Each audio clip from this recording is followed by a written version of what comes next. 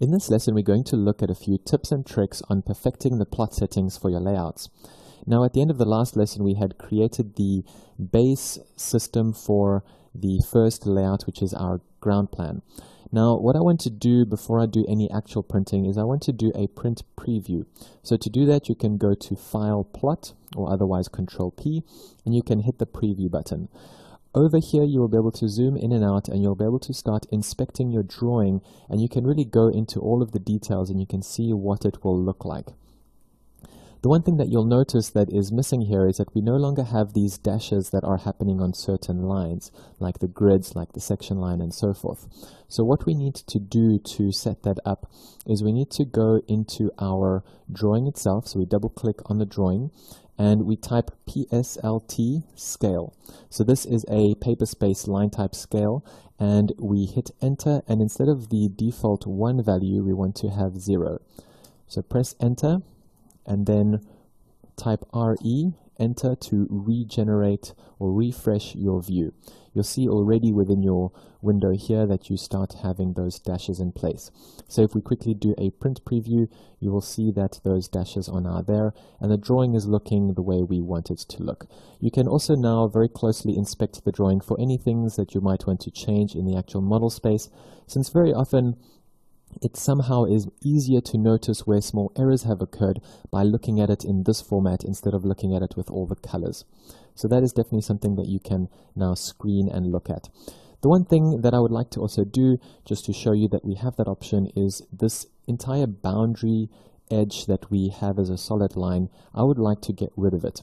So the way to do that is to change the layer that your viewing window is to a layer which is not printable. So instead of turning the layer off, if we had done that, we would actually turn off the entire window and we wouldn't see anything.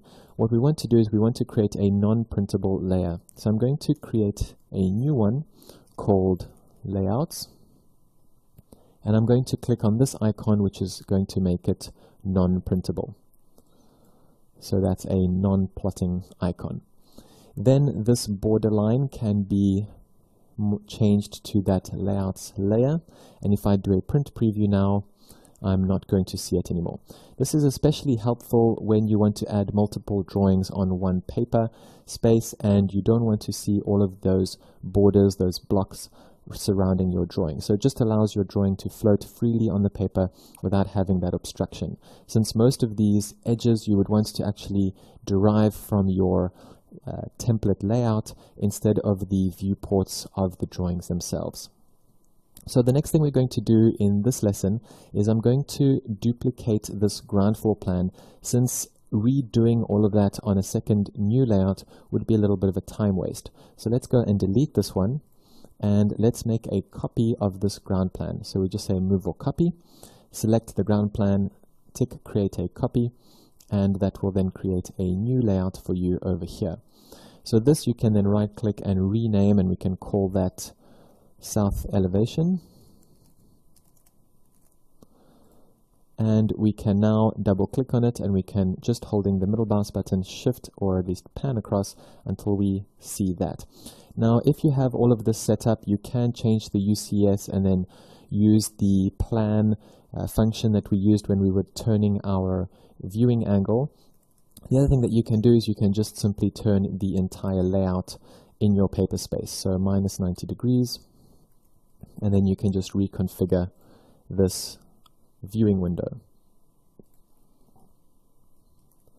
So the next thing is we want to make sure now that the scale is correct, since this is always something that you need to keep coming back to and checking, because sometimes when you do pan your drawings, you accidentally zoom in or out, and then you never really know if you're at the right scale. So just go to your custom scales and just always make sure that that is sitting on 1 in 100. Now one of the issues that you will see here is that we have the contours underneath the elevation, and this is definitely something that we don't want to do. But if we had to turn them off as a layer itself, it would also turn off on all of the other layouts. So what we want to do in this case is that we want to simply go in and freeze that layer that we don't want to see within this layout.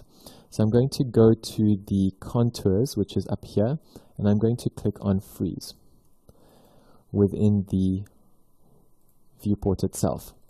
So now that I've frozen that, if I go to my ground plan, I still have those contours here. The layer is on, it's just frozen in this one layout. So that's a very nice tip to use. So now you'll see that you have the elevation, and I actually have space on my layout to put my section as well. So what I'm going to do is I'm going to just grab the window of my layout space, of my layout window, and then I'm going to copy that layout downwards, and I'm going to move into it and then just shift down and find my section, which is over here. So here I'm going to rotate this again by grabbing the entire viewport window, and I'm just going to resize it. And then instead of redoing the scale by going into the control 1 and changing it here, you can also use match properties. That works perfectly fine when you are matching scales in drawings.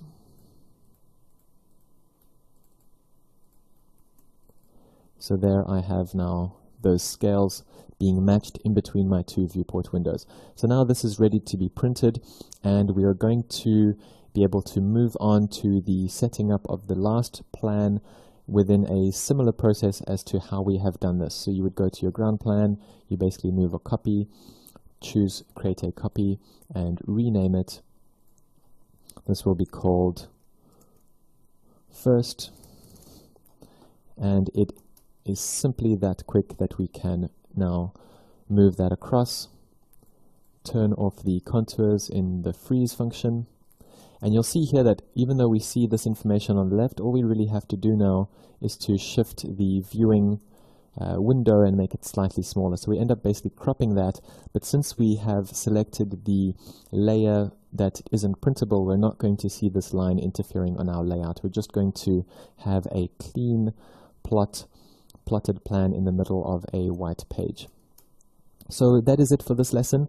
What we've done is we've looked at all those things that you can do to rotate and to freeze layers and to remove the borders of your layouts.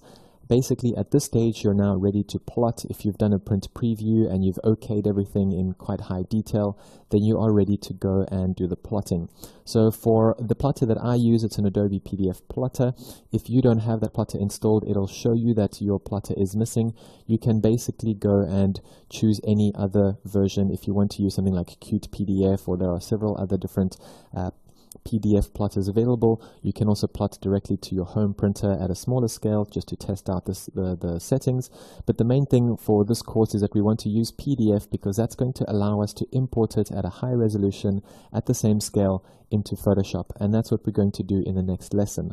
So the next lesson will open up with a printed PDF version of this. What I would have to do now is just click on OK, and that A1 PDF will now be generated for me. So that is it for this lesson. The next one will jump right into the Photoshop section of this course.